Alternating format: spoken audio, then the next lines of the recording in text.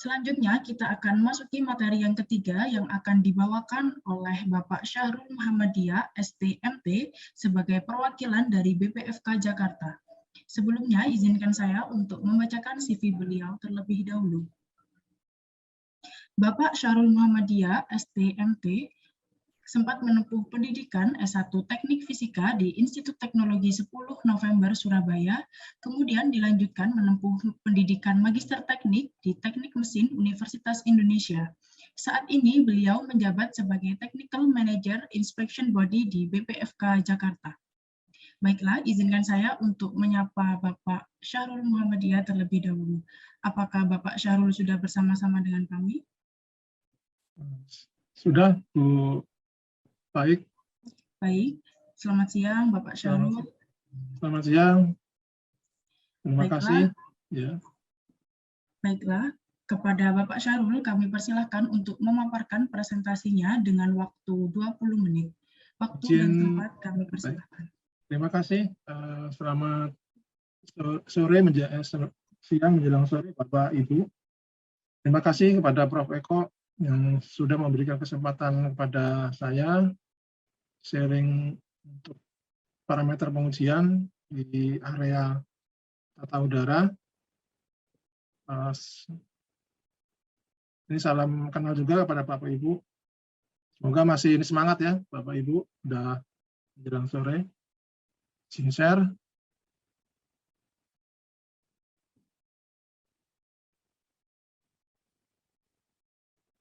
Baik, saya lewati sudah dikenalkan oleh Bu Baik. Terima kasih untuk outline sore hari ini. Yang pertama adalah introduction, kemudian parameter terkait dengan tata udara untuk ruangan isolasi dan ruangan operasi. Kemudian outline ketiga adalah setup inspeksi ataupun pengujian. Kemudian yang keempat adalah review, singkat mungkin nanti saya berikan. Kemudian adalah conclusion. Untuk halaman pertama terkait dengan inspection, sedikit saya jelaskan. Jadi untuk inspeksi adalah proses yang dilakukan berupa pemeriksaan produk ataupun proses itu sendiri, kemudian jasa ataupun instalasi, atau masing-masing desain serta penentuan kesesuaiannya. Jadi kita melakukan proses tersebut untuk pemeriksaan produk tersebut yang sudah saya jelaskan di depan dengan persyaratan spesifik ataupun persyaratan umum yang berbasis berdasarkan pembuktian secara profesional. Nah, untuk pembuktian secara profesional ini dilakukan dengan penilaian ataupun visual checking seperti itu, kemudian pengukuran. Selain itu juga kita juga melakukan pemeriksaan terkait juga dengan dokumen. Misalkan untuk tata udara ada dokumen SBUI diagram terkait dengan sistem tata udaranya ataupun HVAC diagramnya seperti apa gitu kita minta ke pelanggan. Kemudian untuk slide kedua ini saya cuplik sederhana saja dari Wikipedia seperti itu. Ruang operasi itu adalah operating theater adalah SOR ataupun operating suite yang fasilitas di dalamnya adalah di dalam rumah sakit maksudnya begitu, di mana kegiatan surgical pembedahan dilakukan dengan lingkungan yang bersih ataupun lingkungan yang steril begitu. Sedangkan di Permenkes saat ini yang masih dipakai begitu, rencananya nanti ada revisi ataupun update gitu terkait Permenkes bidang bangunan dan tata udara. Di sini adalah masuk ke zona risiko tinggi begitu. Bisa kita lihat di Permenkes 24 di halaman 28 terkait dengan ruangan risiko tinggi, yaitu ruangan gawat darurat, kemudian ruangan RITN, ruangan isolasi tekanan negatif, kemudian ruangan bersalin sampai ruangan operasi. Di pemapar sebelumnya sudah sempat Bapak Ibu lihat ataupun Bapak Ibu amati, zona untuk ruangan operasi itu dibagi dalam 5 zona. Sedangkan kalau di ini mohon maaf ini saya ambil dari pedoman teknis tahun 2012. Sedangkan yang di Permenkes ini disebutkan di beberapa dijadikan jadi 4 ya begitu. Nah, untuk yang utamanya adalah pengukuran di meja operasi di kamar bedah. Untuk ruangan operasi itu dibagi secara umum dibagi jadi 3, ada minor, umum, kemudian mayor. Nah, untuk yang parameter terus yang sudah sempat dipaparkan dari pamar sebelumnya, temperatur, kemudian air relative humidity, kemudian ACH, kebisingan. Nah, ini juga terkait juga nanti distribusi temperatur dan udara tadi, temperatur dan maaf ini ada kekeliruan, temperatur dan RH ya. Kemudian kelas udaranya untuk meja operasi itu di kelas 7 ataupun 6. Kemudian juga ada, ini mohon maaf saya koreksi, ini bukan ASRE dari ISO 14644, ini luasan HEPA filter terhadap luasan ruangan, perbandingannya adalah 5-15%. Ada juga untuk ruangan airlock ataupun ruangan antara, ini dipersiapkan di rumah sakit. Beberapa hal teknis di sini nanti Bapak Ibu bisa melihat sendiri nanti terkait kebutuhan persyaratan, ada terkait dengan pintu, kemudian ini diharapkan pintunya bisa auto close seperti itu. Kemudian lebar pintu minimal 120 cm. Nah, ini juga harus terpenuhi. Untuk ruangan disediakan 2 kotak kontak, kemudian juga disiapkan gas medik berupa oksigen, vakum medik ataupun UTM, udara tekan medik. Ini lanjutan untuk intensitas cahaya diminta 200 lux ini untuk penerangan di ruangan.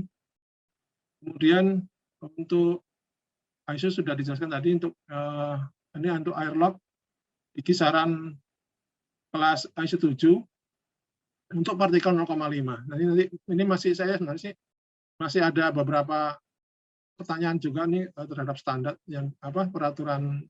Mungkin nanti di Permenkes yang baru mungkin sudah diupdate lagi, karena di sini hanya disebutkan ukuran 0,5 mikrometer, yang kemudian yang ukuran yang lainnya masih juga belum. Kalau kita lihat nanti di tabel udara kelas bersihnya nanti akan muncul itu. Kemudian untuk persyaratan ruang isolasi, ini minimal adalah ruangan untuk pasiennya adalah 16 meter persegi. Nanti ukurannya adalah 4x4.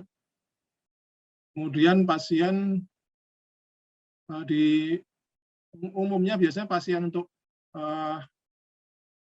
isolasi ini biasanya untuk area return air grill-nya itu biasanya di belakang kepala pasien begitu posisinya. Sedangkan suplai udara itu biasanya di arah di atas kaki dari pasien begitu, suplai udara bersihnya begitu. Ini kalau kita lihat secara umum ruangan isolasi ini yang saya ambil dari pedoman teknis PIE, penyakit infeksius emergency, di awal tahun 2020 diterbitkan peraturan desain untuk ruangan isolasi. Ini tekanannya di sini diminta minus 15 Pascal itu terhadap koridor. Jadi resultan ya, dari antara ruangan pasien terhadap koridor itu minus 15 Pascal.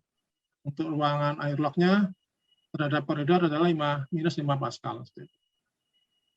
Kemudian untuk parameter, ini contoh untuk ruangan isolasi. Ini umumnya untuk ruangan isolasi itu terdapat ruangan pasien, kemudian anterum, dan 1 kamar mandi ataupun toilet begitu. Nah, untuk parameter di ruangan isolasi itu secara umum ini yang sudah kami lakukan, kita bagi menjadi 10 parameter utama. Ini contoh hasil pelaksanaan ataupun inspection di sebuah rumah sakit begitu, saya ambil contoh. Untuk CH ini minimal 12 kali di ruangan pasien, kemudian 10 kali untuk di ruangan anterum. Temperaturnya adalah ini kisaran 24 sampai 26. Kemudian RH-nya maksimal 60. Ini kebanyakan yang jadi masalah sebenarnya di RH ini. Jadi karena untuk ruangan isolasi adalah tidak ada return, tidak ada perputaran udara, jadi langsung di satu siklus begitu, sekali masuk udara ke sistem langsung dibuang begitu. Kemudian untuk tekanan dipersyaratkan minimal adalah 15 minus Pascal begitu. Kemudian penempatan diffuser ataupun grill seperti yang di sini adalah untuk supply atau di langit-langit area kaki pasien, kemudian grillnya adalah di belakang, kiri kanan begitu yang diminta. Kemudian ke-8 adalah sistem filtrasinya. Nah, ini untuk filtrasi ini diminta ada untuk yang disuplai adalah di filter medium ataupun filter pre. Sedangkan di udara buangan minimal yang terpasang adalah HEPA. Kadang rumah sakit juga memasang ditambahkan juga medium seperti itu. Mungkin menjadi lebih baik juga. Tapi nanti ujungnya akan terimbas kepada kekuatan statik dari motor-motor booster fan-nya begitu. Kemudian sistem interlock, jadi ini yang juga menjadi perhatian, juga menjadi untuk menjaga untuk tekanan udara di ruangan tetap baik begitu. Berikutnya ini contoh ruangan operasi layout HVAC sederhana. Ada sistem intake, kemudian ada damper, kemudian ada cooling coil, kemudian filter, dan sampai selanjutnya sampai ke udara disuplai ke dalam ruangan. Nah, ini untuk menjaga tekanan udara di ruangan operasi. Secara umum yang banyak dipakai adalah dan dipersyaratkan adalah yang pojok kiri atas ini, cascading airlock yang dipakai. Kemudian untuk parameter uji, ini ada tabulasinya seperti ini. Untuk ruangan operasi itu minimal 15 ataupun kalau bisa 20 kali per jamnya. Kemudian di koridor juga sama 6-10. Untuk temperatur ini nanti tergantung jenis ruangan.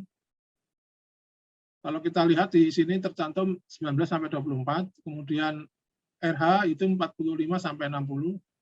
Ada juga yang menyebutkan 40-60.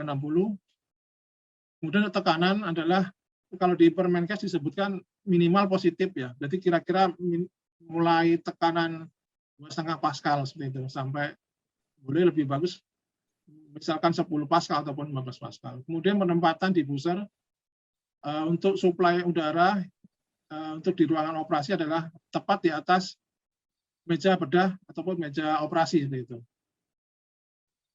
Kemudian penempatan grill udara buang itu diharapkan ada di 4 sudut secara diagonal.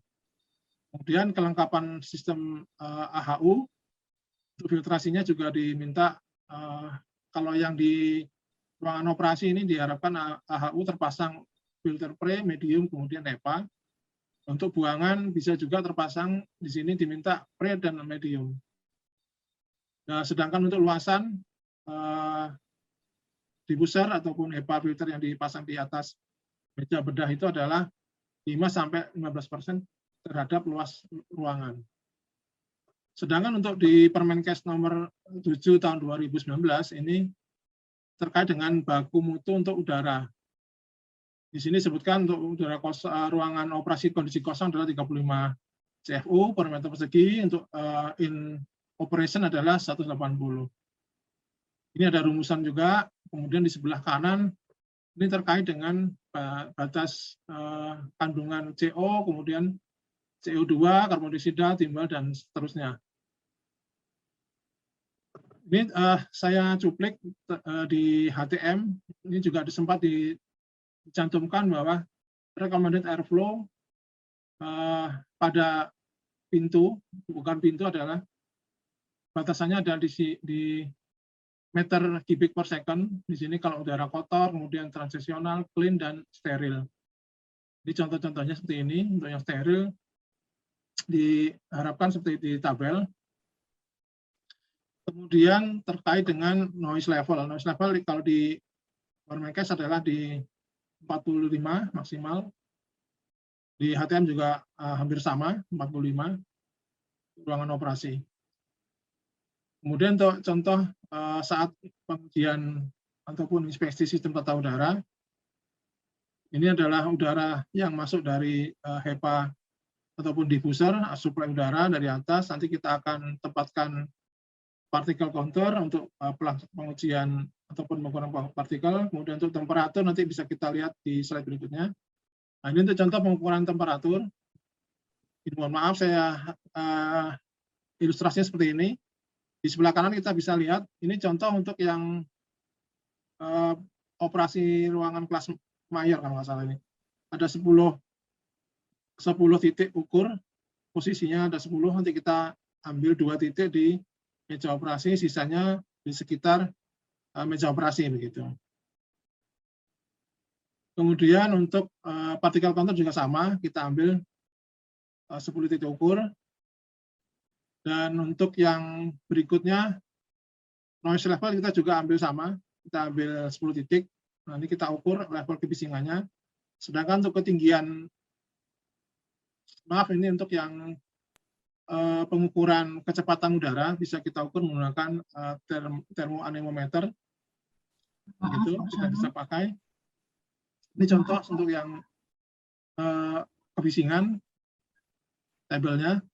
Kemudian kita lihat di jumlah titik ukur, kita ikuti di tabel di ISO 14644 tahun 2016. Pak Syahrul, ya. Waktu presentasi kurang 5 menit. Terima kasih. Baik. Untuk jarak ukurnya adalah untuk partikel counter itu minimal adalah plus minus 80 cm terhadap permukaan lantai. Untuk yang 2 titik lainnya berikutnya bisa ditaruh di atas meja operasi.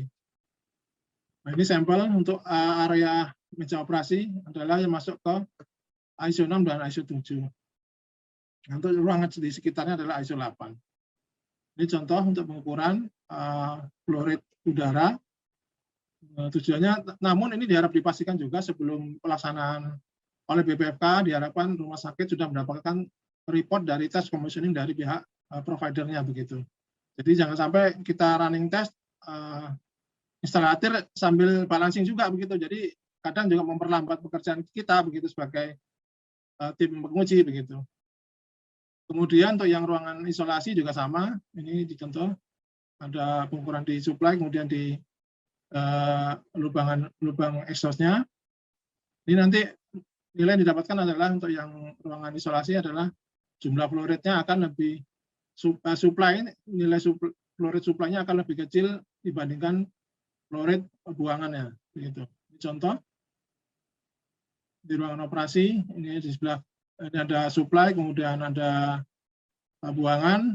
Nanti kita akan hitung, kemudian nanti muncul ACH-nya. Contoh pengukuran tekanan udara.